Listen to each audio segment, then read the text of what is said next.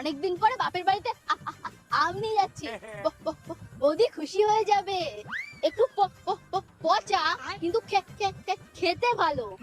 উফ, কি গরম। যদি কাউকে পেতাম।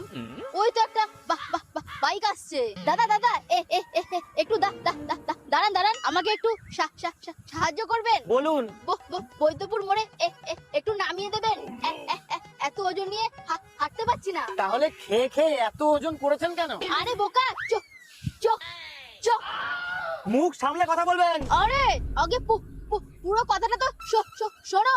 আমি এই 14 কেজি আমের কথা বলেছি।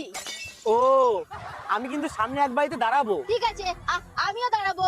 আচ্ছা, উঠুন।